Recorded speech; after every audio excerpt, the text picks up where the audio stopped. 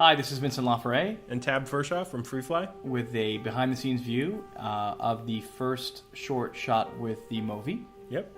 And what we really want to try to explain was why this is an important device and why it might just change things. If you can just see this last shot, Tab was running at full speed and the actual resulting shot is completely smooth. And one of the first things that I think any of us realize, whether we're shooting with an iPhone, a 5D Mark II, or just about any motion camera, is that it's actually really hard to stabilize, even when you're standing still, let alone when you're trying to do a pan or a tilt, let alone running or in a car. Yeah. And I think we've all dreamed of flying with our cameras and doing these incredible shots since we started in video. And some of you may know I shot with the 5D Mark II a few years ago, and I was very limited in the way I could move the camera. And this gimbal to me is kind of that bridge to allowing us to imagine a shot. Here we are on set and just discussing it, and within a relatively few minutes be able to execute it with a relatively small team of people. Yeah, and go down this staircase, which was incredibly tight,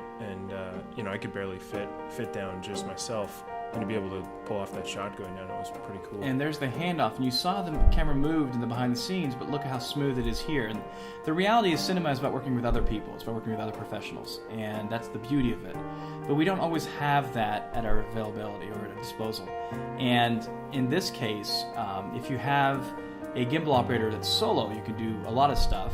But if you have a second operator as well, you can do even fancier takes like this, where you're just running through a variety of scenes and pulling off stuff that generally would take quite experienced levels of Steadicam operators or gear like jibs and sliders or even cable cams. Running down stairs like this and getting this kind of result is just not something you can generally do very easily. Yeah, I think that's an important thing that I really grew to love about the system is you separate the jobs of moving the camera and pointing the camera, and what that does is allows the person who's moving the camera, I can just focus on running and not tripping and falling. And Hugh's operating on the remote here, and he's focused completely on framing. So we divide the labor up, and I think the result is better for it. And what I wanted to do as well is I wanted to shoot the entire short with just this one device. So every shot you've seen in the resulting short was shot with the Movi. And that was a key point. Here you see it on roller skates.